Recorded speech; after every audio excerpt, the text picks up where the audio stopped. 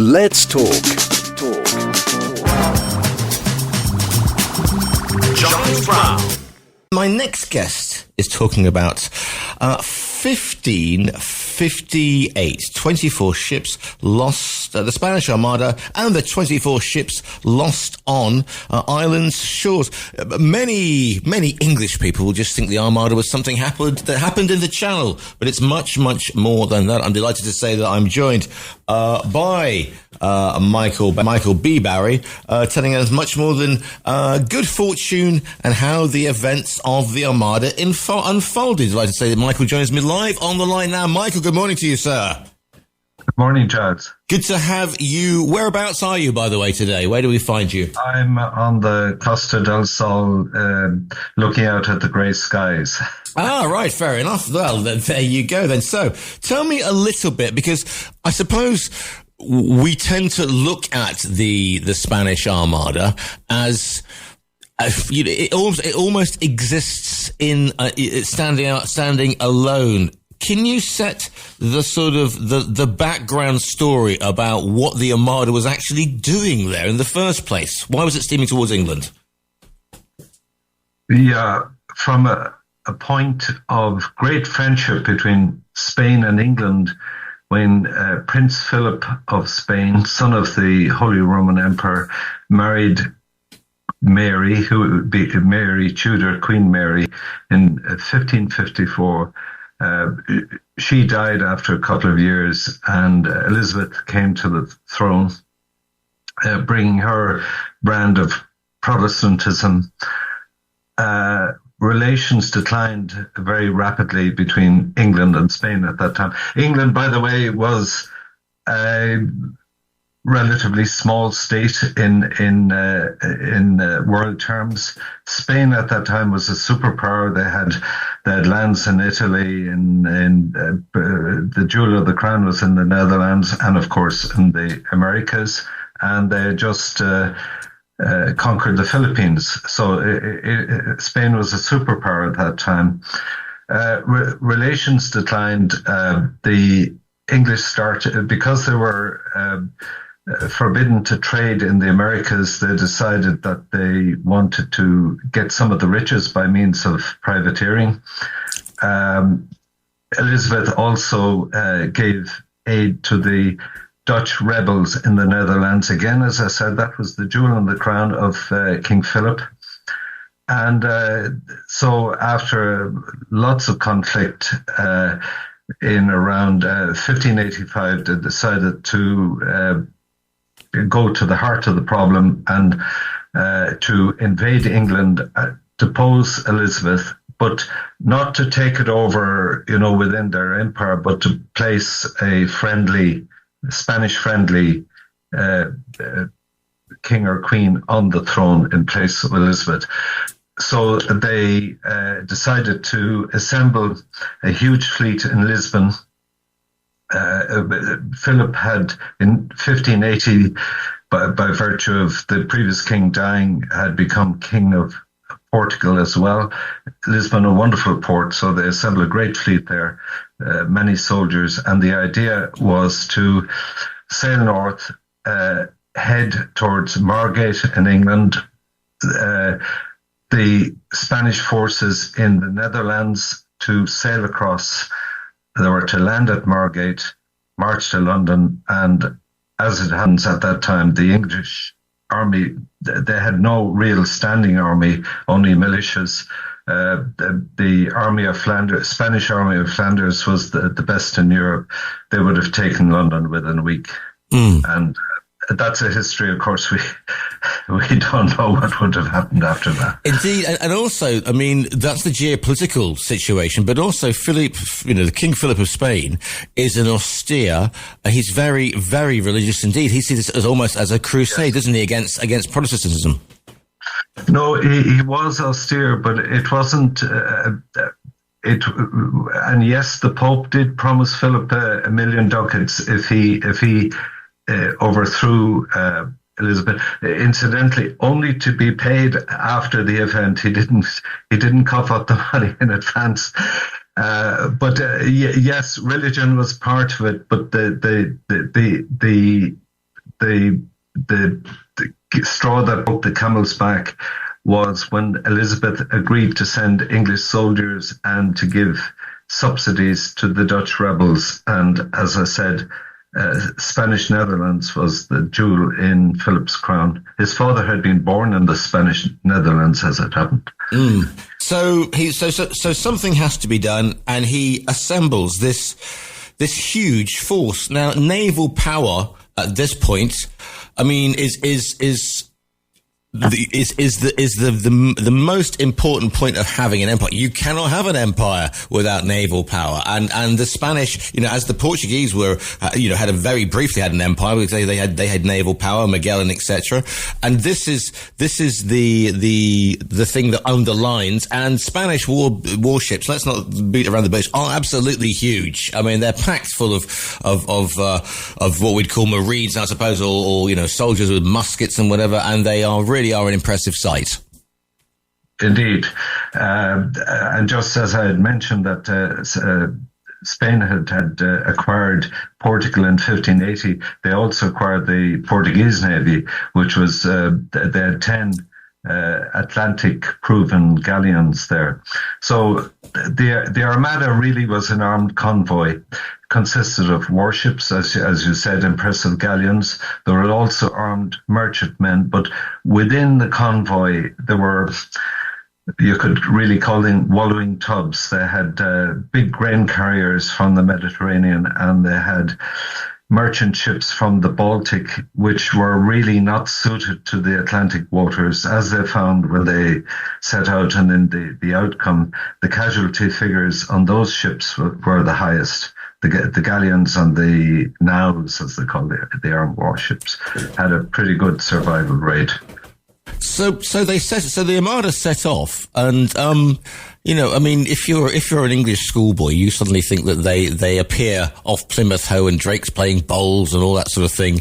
And I like the way that you refer to them as privateers. I mean, the Spanish refer to them in much more robust terms than that. I mean, they're basically freebooting pirates. But how much of a surprise was the Armada hoving into view off Plymouth Hoe? I mean, surely Walsingham, would have had some spies out there saying, by the way, hate to let you know, but there's a pretty big Spanish naval presence heading our way. Yeah, the English knew there was going to be an invasion, and they had seen spies that told them the preparations in Lisbon, but they didn't know when and where.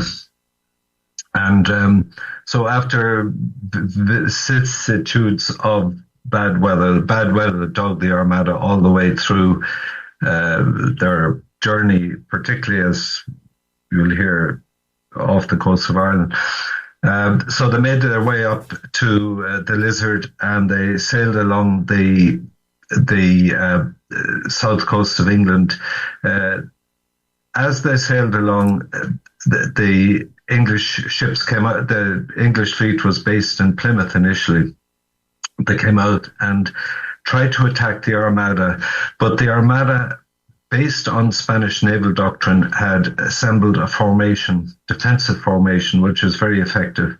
And really, they didn't do much damage on the Armada. The Armada sailed towards the direction of the Spanish Netherlands and Margate, and they hove into Calais. One of the bad planning, there was no real deep water port for the Armada with their big ships, so they had to anchor off Calais, which was not a great location. And then they found out that the army of the Spanish Flanders wasn't ready. It would take another week. The English fleet was following the Armada, and they, after consular war, they decided to send in fire ships. These are relatively small ships set on fire, which, blown by the wind, would, if they touched any of these wooden ships, would immediately set them on fire. So on the night of the 7th of August, they sent in 8 fire ships.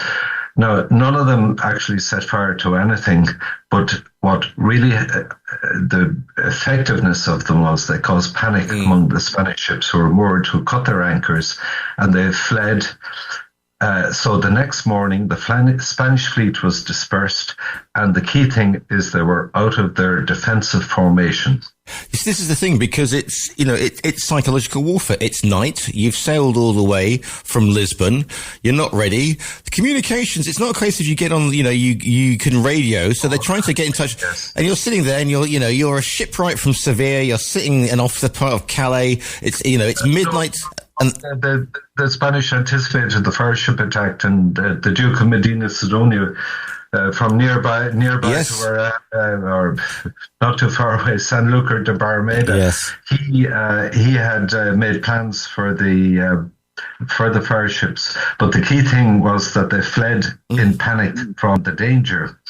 And the following day, the 8th of August, was the game changer, the big Battle of Gravelines, where with the Armada scattered for about over 20 kilometres, the English fleet now were in their element. They could home in on the rear guard. Initially, about 3 or 4 galleons with the Duke of Medina Sidonia, and with odds of 10 to 1, they hammered them.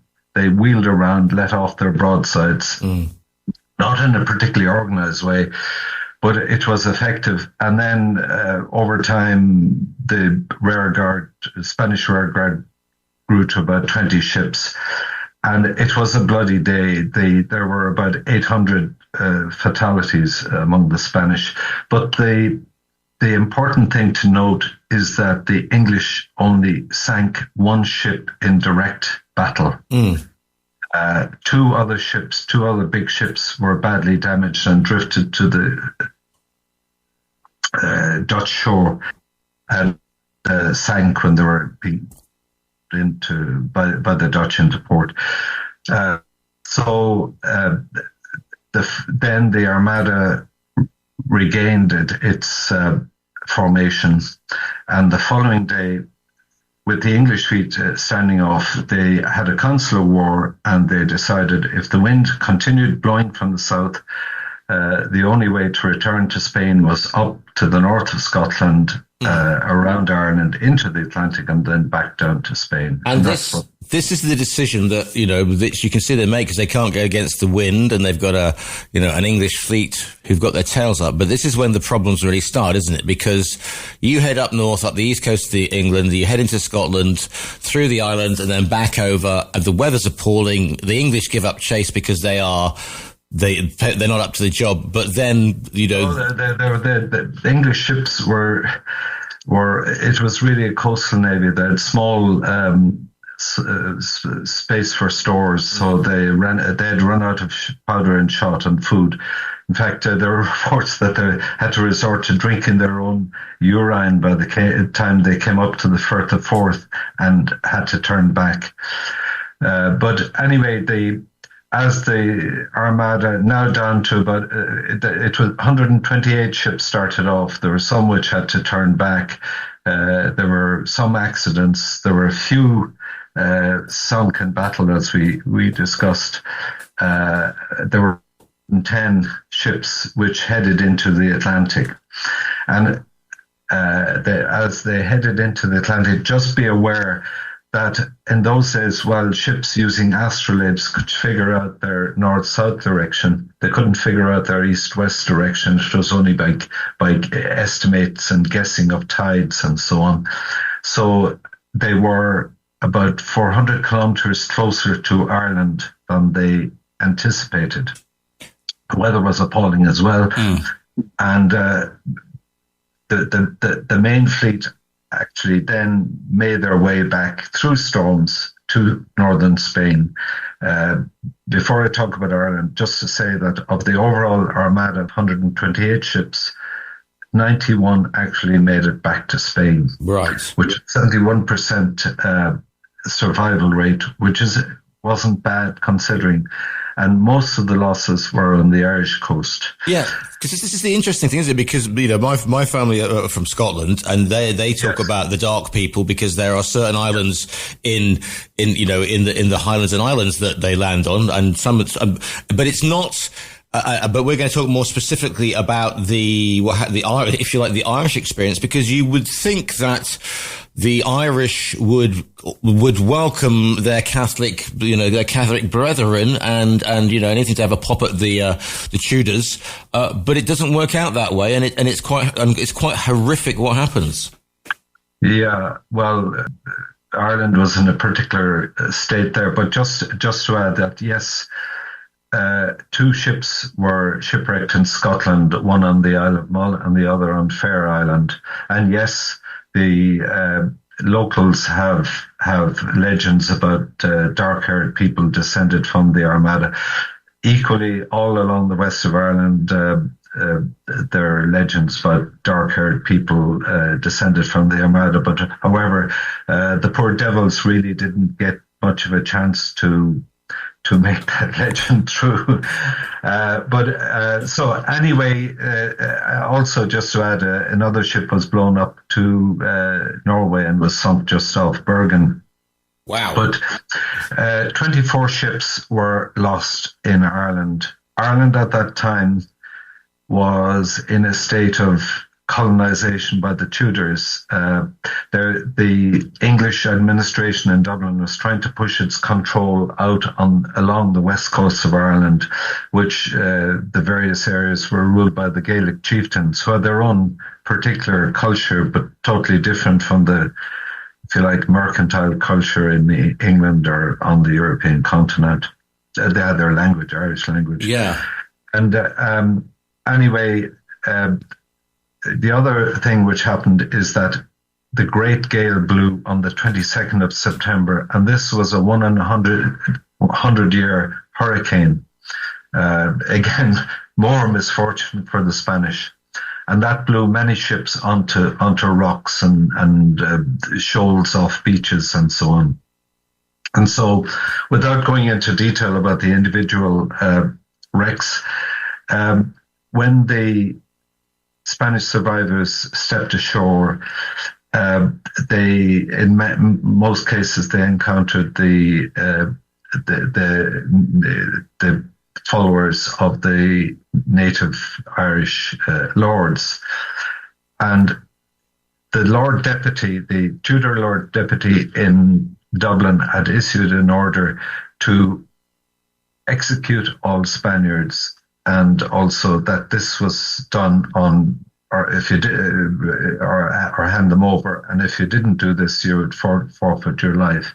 And in many cases, the Irish lords did hand them over to the English authorities, and quite a lot were handed over to prison in Galway.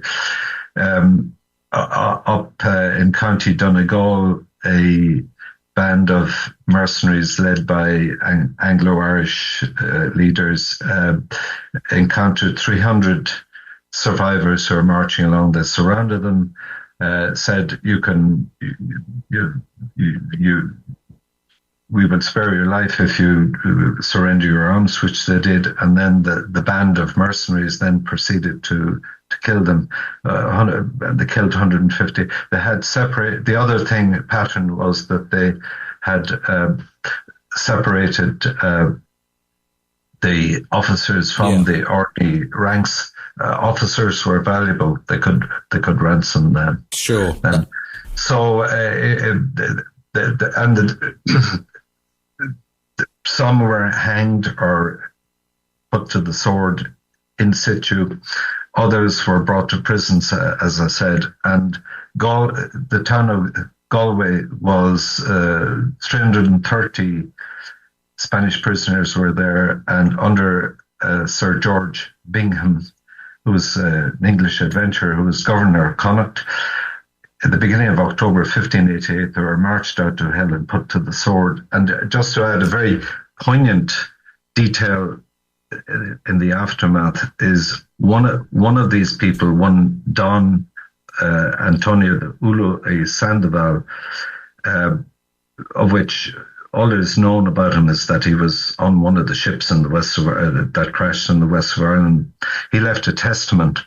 It's very poignant. It's just a one sheet that he had scribbled out. I want to give 100 ducats to my cousin Andres, and I want to have 10 masses said in this chapel and 20 masses in that chapel, and so on. And then at the very end, he said, I got to go now and it tails off because the executioner doesn't give me any more time. And it just so happened that a Spanish historian, Pedro Chinchilla, figured out just over a year ago that from the chapels mentioned that the man actually came from Cordoba. And last March, he organized in the particular church of San Agustin in Cordoba a series of 5 masses to be held in memory of Don Antonio de Ulloa Sandoval.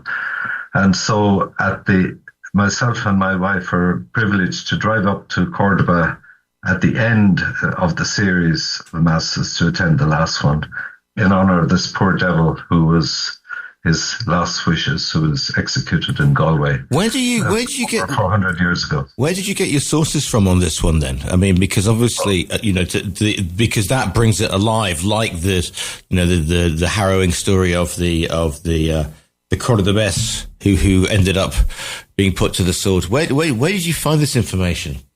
Oh, all over. It took me 7 years to assemble all this. Also, of course, I travelled in the relevant places in Spain to from Sanlúcar de Barrameda in the south, up to Coruña and Santander, and to the Basque Country, where they actually constructed many of the really strong galleons. And then, of course, on all the rocky shores of the Atlantic coast in Ireland. But of course, there's been a host of histories in the Anglophone world. But the one interesting thing is that over the last 3 decades, there's been quite a lot of new material coming through from Spanish historians. And a big advance was the Ministry of Defense here in Spain had assembled a group of experts to pull together every document known from Spanish sources, from English sources, from Dutch sources, etc., and put them in a massive collection of tomes in Spanish, of course. I suppose the thing is, because every country only wants to really celebrate and look at its victories, and in a sort of Franco era, that sort of history doesn't really want to be investigated, does it, Michael? Well, the Victorian view in England, yes, was that the defeat of the Spanish Armada was a wonderful event, that the English fleet with Drake and so on smashed the Spanish Armada to smithereens, but that really wasn't the case. The Spanish, up to possibly 30 or 40 years ago, were kind of ashamed of the Armada, but now that the true facts are coming out, it was quite an achievement that the Spanish Armada, 128 ships, and the various events that happened, but that 91 ships actually came back. The other thing which I touch on in the book is that the English mounted an armada the following year, 1589, of 170 ships, and the attrition and the mortalities were much bigger than that. Have you ever heard of that, the English counter-armada, Giles? Is this the one? This is nothing to do with heading towards Cadiz, is it? This is nothing to do with. No. In which case, I haven't, Michael. So that proves your point. Yeah, that was an attack on Coruña, and then they tried to mount an invasion in Portugal to take over Lisbon, but it didn't work out. That goes to underline that Spain is a naval power, and at this point, England is not a naval power, and that won't sort of begin to happen really until, another, 100, 200 years later. Yes. That's true. Spain continued because of its vast wealth and domains. Philip had the wealth to rebuild ships. He built another batch of galleons, 12 of them, called the 12 Apostles, which are better and bigger, and they mounted two further armadas. But again, they were beaten back by the weather, and then Philip died. And there was still lots of conflict continued until the Treaty of London in 1604, if I remember. And then, of course, when the Anglo-Spanish War ended. And then, of course, the Spain has other things to worry about from that point onwards, including the Spanish Netherlands, as it's then known, and we all know what happens then. Michael, I'm going to run out of time. So, what do you hope that people are going to learn and discover from your book? Well, the story of the Armada wasn't quite as it had been told. Well, certainly back in Victorian times. I don't know what you were told in school in your history lessons, Giles, but the Spanish Armada wasn't defeated. It certainly didn't succeed in doing what it did, the primary intention, but it survived to fight another day. Yeah, it's interesting you say that, because I had a succession of Victorian sort of school books in my collection. It's all those sort of engravings of, bowls playing on Plymouth Hoe and dastardly Spaniards on the horizon. But when you've lived here for a bit, you kind of very adventurous. All those British pirates. But that we can talk about that another time. If people want to find you online, Michael, do you have a website? Or where can people? Where's the best place for people to get in contact with you? My website is www.andalus.ie. Andalus with an S? Is that just or you can get it on Amazon, but along the costas here in Spain, in the bookshops which sell English language books, it should be available. Well, there you go. And you can also order it via our own virtual bookstore. The book is called 1558, 24 ships lost on island seas, the Spanish Armada, and the 24 ships lost on island shores. It is by Michael B. Barry. You can order it via our own virtual bookstore as well. Michael, it's been an absolute pleasure to speak to you this morning. Thank you very much, Giles.